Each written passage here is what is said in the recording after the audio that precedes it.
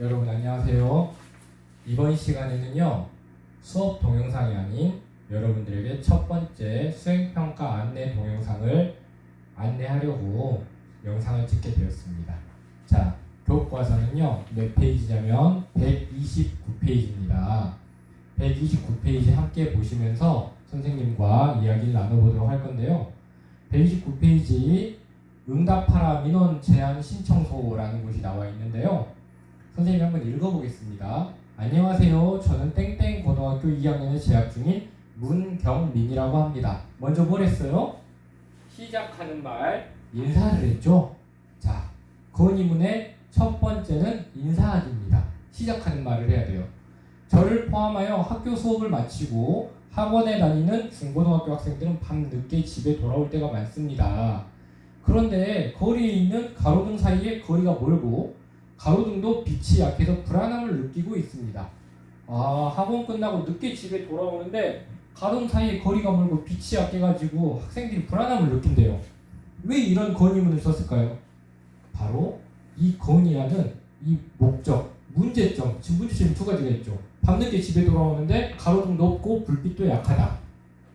그래서 가로등을 불빛도 강하게 해주고 설치해달라는 목적, 건의하는 목적을 밝히고 있습니다. 계속 읽어보겠습니다. 따라서 저는 가로등을 더 설치해 줄 것을 건의합니다. 자, 그것이 바로 뭡니까? 건의의 목적입니다. 가로등을 더 설치해 주세요. 우리가 지금 이 단원에서 뭘 배우고 있습니까? 바로 그것입니다. 설득하는 말하기입니다. 설득하는 말을 하려면 뭐가 적절해야 됩니까? 주장과 근거가 적절해야 돼요. 선생님이랑 다 공부했었죠? 자, 정확한 주장 그리고 가로등을 설치해달라. 그 이유가 무엇이냐?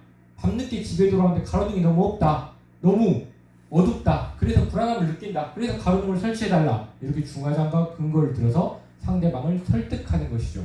그렇습니다. 우리의 첫 번째 수행평가 건의하는 글쓰기는요. 설득하는 말하기, 설득하는 글입니다. 바로 다른 사람을 글로써 설득하는 것이죠. 자, 마지막으로 더 읽어보겠습니다. 끝맺는 말인데요. 가로등을 더 설치한다면 가로등 사이의 거리가 가까워지고 길이 좀 더 밝아질 것입니다. 선생님 같으면 마지막에 끝맺는 말로 지금까지 저의 글을 읽어주셔서 정말 감사합니다. 좋은 답변 기대하겠습니다. 뭐 이런 식으로 마지막 인사말도 할 것 같습니다. 이것이 바로 건의하는 말하기입니다. 여러분들은 이 건의하는 글을 조별로 작성을 하셔야 되는데요. 자, 여기 보세요. 일단 건의는 누구한테 합니까? 당연히 저보다 높은 사람에게 합니다. 선생님 왜 저보다 높은 사람에게 건의를 해야 됩니까? 문제점이 있는데 그 문제점을 해결해 줄 수 있는 사람이 누구입니까? 그렇죠. 자기보다 높은 사람이 해결해 줄 수 있겠죠.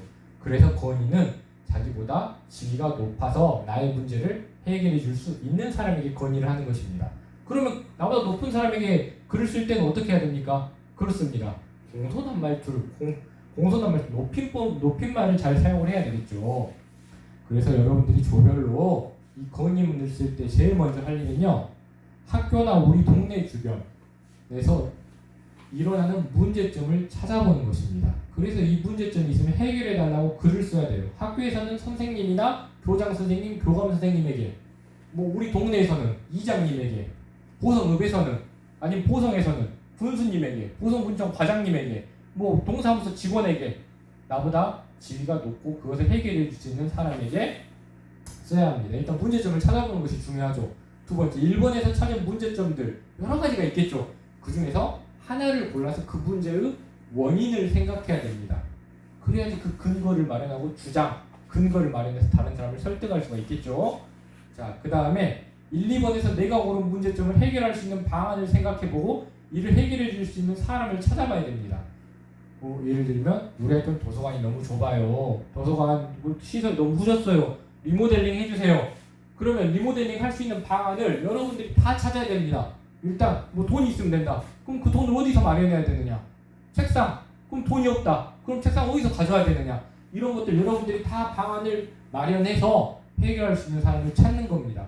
그리고 그 사람한테 갖가지 근거를 들어서 건의할 수 있는 글을 쓰는 것이죠.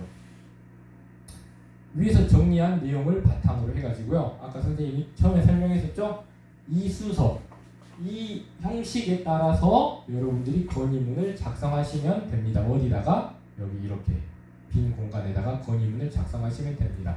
지금 칠판에 프로젝션 TV를 했다. 이 프로젝터에 보이는 이 파일은요, 다양고등학교 건의문 작성하기 수행평가 이거는 구글 클래스룸에 파일로 올려놓겠습니다. 그리고 지금 이 동영상도 구글 클래스룸에 파일로 올려놓을 거예요.